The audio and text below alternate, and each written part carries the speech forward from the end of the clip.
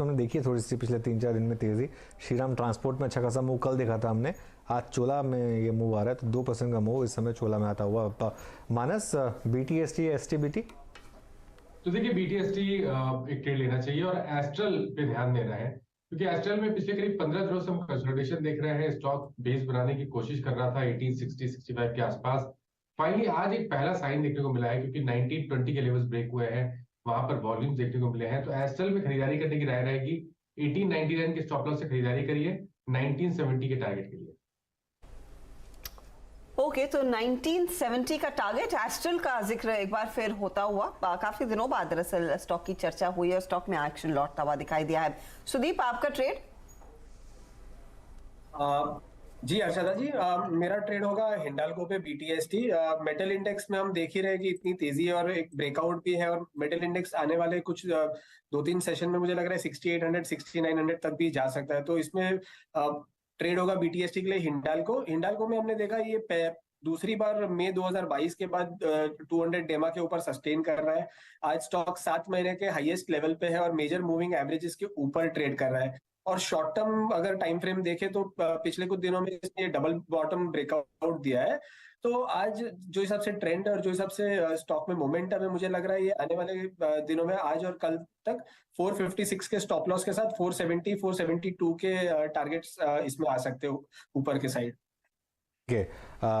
अमित, आपकी क्या एडवाइस होगी BTST STBT? जी अनु जी, मेरी नजर लार्सन पे है। लार्सन हमने येस्टरडे भी रिकमेंड किया था। Larsen is trading at lifetime highs. Technically structure इसका बहुत स्ट्रांग है। 2104 के लेवल में ट्रेड कर रहा है। इसके लगभग टारगेट्स रहेंगे 2150 के और स्टॉप लॉस रखूंगा 2075 का। ओके, तो L&T में एक अच्छी अपॉर्चुनिटी खरीदारी की बनती हुई। आखिरी 15 मिनट में हम उतर रहे हैं मार्केट के एक्शन पर, एक बार फिर नजर डाल लेते हैं। L&T टेक सर्विसेज अड़ा हुआ है, वो 8% 9% ऊपर और तगड़ा ओपन इंटरेस्ट एडिशन यहाँ पर। अच्छा, मेटल्स में JSPL एक बार मेंशन कर लिया जाए, क्योंकि ये भी इनफैक्ट अपनी चाल को और मजबूत करता हुआ एक बहुत तगड़ा एडिशन ओपन इंटरेस्ट में देखने को मिल रहा है। गावा साहब, कल भी हम JSPL का मेंशन कर रहे थे, यहाँ पर आपकी राय क्या रहेगी? क्या आप तेजी करेंगे कल के लिए भी? इंडस्ट्री देना चाहिए, क्योंकि JSPL का जो चार्ट है, मोमेंटम है, 566 पर ट्रेड कर रहा है। स्टॉप भी बहुत टाइट है, मेरे ख्याल से 550 55 का चल जाएगा। मुझे लगता है 575 580 पॉसिबल है, मोमेंटम कंटिन्यू हो सकता है। इनफैक्ट क्वाइट पॉसिबल एक गैप अप खुल सकता है, वहीं पर एक एडवांटेज लेकर बेच देना चाहिए। यस, मोमेंटम है जिंदल स्टील में। Momentum trade clearly Jindal steel में बनता हुआ। एक बार मेटल इंडेक्स का चार्ट आपकी स्क्रीन पर फिर लेकर आते हैं। हमें याद है करीब 10 सवा 10 के आसपास वो अपडेट आ रहा था चाइनीज मीडिया को, जो हम रेफर कर रहे थे। तब मेटल इंडेक्स करीब आधे से 1% की बढ़त की तरफ जा रहा था, और फिर अब आप देखेंगे तो 1.5% तक की तेजी देखने को मिली है। तो हिंडाल्को से लेकर टाटा स्टील, JSPL, सेल, ये सारे काउंटर्स आज काफी तगड़ी तेजी में 3% ऊपर। टाटा स्टील, हिंडाल्को में 3% तक का इजाफा। महेश्वरी साहब, अब नॉर्मली यहाँ पर एक सिक्लिकल प्ले होता है मेटल्स में, और अब तक इन स्टॉक्स की पिटाई हो रही थी चाइना फैक्टर के पर्सपेक्टिव में। चाइना मार्केट अगर खुल जाता है, जो लॉकडाउन में ईज की तैयारी हो रही है, क्या आप एक बार फिर नए सिरे से तेजी की पोजीशंस जोड़ना शुरू करेंगे इन मेटल कंपनियों में? देखिए, इनफैक्ट कई सारे स्टॉक्स तो इसमें अपने 52 वीक हाई के पास में भी ट्रेड करने लगे। जैसे JSPL की हम बात कर रहे थे, तो JSPL अपने 52 वीक हाई से 15 रुपए दूर है। तो जहां पर भी निवेशकों का कॉन्फिडेंस है कि ये कंपनियां एक्सपोर्ट फ्रंट पे या डोमेस्टिक फ्रंट पे अच्छा परफॉर्म कर रही है, वो करती रहेंगी। अब JSPL जैसी कंपनी में एक हिडन स्टोरी रेलवे की भी है, क्योंकि रेलवे की जो रेलिंग्स हैं और रेलवे के जो वैगन्स हैं, उसकी भी सबसे बड़े मैन्युफैक्चरर्स में से JSPL है। तो जब इस टाइप के आपको प्लेस मिल रहे हैं, तो बिल्कुल जो रेलवे स्टॉक्स में मोमेंटम हो रहा है प्लस मेटल में मोमेंटम हो रहा है, तो इनको बेनिफिट मिल रहा है।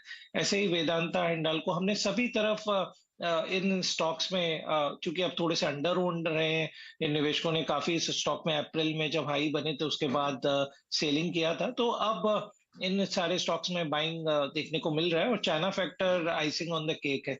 तो मेरी सलाह रहेगी कि अभी स्टॉक्स में अभी इस लेवल पे भी बाइंग की जा सकती है।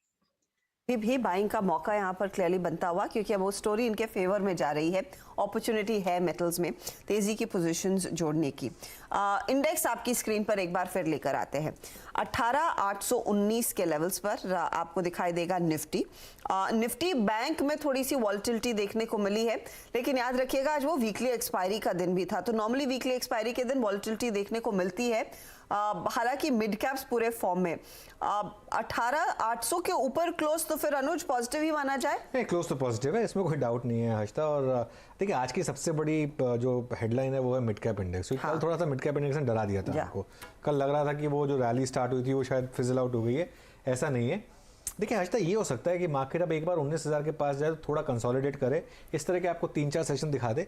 इस तरीके के 3-4 सेशन हो गए तो मार्केट बहुत पॉजिटिव है, जिसमें निफ्टी में आपको कोई एक डिसाइसिव मूव ना दिखे, लेकिन इंडिविजुअल स्टॉक्स अच्छा करते रहे। इवन बैंक निफ्टी को भी जरूरत है थोड़ा कंसोलिडेशन की, ये बहुत ज़्यादा हो गया बैंक निफ्टी का मूव, तो एक बार थोड़ा कंसोलिडेट करे और उसके बाद यहाँ से मूव करे। अच्छा, एक और चीज़ है, मैं एक जनरली लोगों को बोल रहा था कि एक ये हमारे कई दर्शक हैं जो ये ट्रेड फॉलो जो चेस करते हैं एक्सपायरी वाले दिन की, एक्सपायरी वाले दिन का ऑप्शन।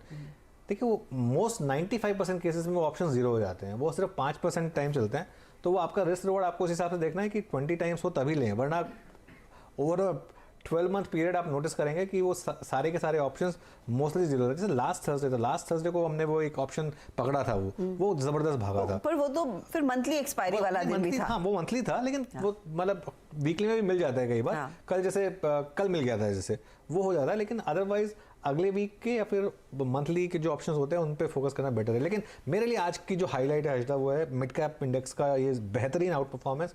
और आउट परफॉर्मेंस ऐसा नहीं है कि 5:1, 6:1 एडवांस डिक्लाइन है, 1.5:1, 2:1, ये एक सही एडवांस डिक्लाइन है। इस एडवांस डिक्लाइन के हिसाब से अगर मार्केट चलता रहा दिसंबर, ये अगर ऐसे हमको 10-12 दिन मिल जाएंगे तो मिड कैप इंडेक्स कैचअप कर लेगा निफ्टी के साथ। स्मॉल कैप में तो अभी भी टाइम लगेगा, लेकिन at least mid cap index catch up कर लेगा, ये अच्छी चीज़ होगी मार्केट के लिए। और एक और हाईलाइट जो आया है वो रेलवे काउंटर्स की तरफ से आया है। 2 दिनों की मुनाफा वसूली, आज इरकॉन देखिए 7% ऊपर। IRFC फिर से लगभग 34 के लेवल पर ट्रेड कर रहा है, 5% की तेजी। और RVNL का क्या हुआ? RVNL तो थोड़ा सा ठीक है, 2% ऊपर है। टीटागढ़ वैगन्स में आज 4.5% तक का इजाफा देखने को मिला है। तो ऐसे इन स्टॉक्स को लिया जा रहा है जैसे कल आपको मौका ही नहीं मिलेगा। अच्छा, इस पर महेश्वरी जी मैं आपकी राय लेना चाहती हूँ। इरकॉन के मैनेजमेंट से इस हफ्ते की शुरुआत में हमारी बातचीत हुई, उन्होंने कहा उनके हाथ में 40,000 करोड़ के ऑर्डर हैं और 2025 तक बड़े पैमाने पर रेलवे कैपेक्स वाले ऑर्डर आएंगे जिसके लिए कंपनी बिड करेगी। लार्जली वो टनल ऑर्डर्स पर फोकस कर रहे हैं। लेकिन इस समय अब कंस्ट्रिंग एक बड़ा कैपेक्स आने वाला है और जिस तेजी के साथ ये स्टॉक्स भागे हैं, निवेशकों को सावधान होना चाहिए या फिर मौके का फायदा उठाकर ट्रेंड पर चढ़ जाए? नहीं, मेरा तो ये मानना है काफी अंडर ओन्ड स्टॉक रहे हैं ये रेलवे के, क्योंकि पहले लोगों को मोनोपोली बेस्ड बिजनेस समझ में नहीं आते थे, क्योंकि लोगों को लगता था कि फिक्स मार्जिन मिलता है। पर जिस हिसाब से जो ऑर्डर बुक इन कंपनीज की बनी है और जो प्रॉफिटेबिलिटी आ रही है, वो सब पीछे रह गए। और इनफैक्ट इरकॉन पे भी आप नजर डालें तो 70 से ज्यादा प्रतिशत होल्डिंग गवर्नमेंट ऑफ इंडिया के पास में और सिर्फ 2 या 3% होल्डिंग ही DII और FIIs के पास में। तो अभी तो बहुत स्पेस है, क्योंकि करीब 20% से ज्यादा होल्डिंग रिटेल निवेशकों की है जो उनको जमा करनी है। और जिस हिसाब से नंबर्स इरकॉन के या RVNL के ये इन कंपनियों के आ रहे हैं, अभी भी मुझे लगता है कि एक्यूमुलेट किए जा सकते हैं। भी एक्यूमुलेट करने का मौका यहाँ पर साफ बन रहा है।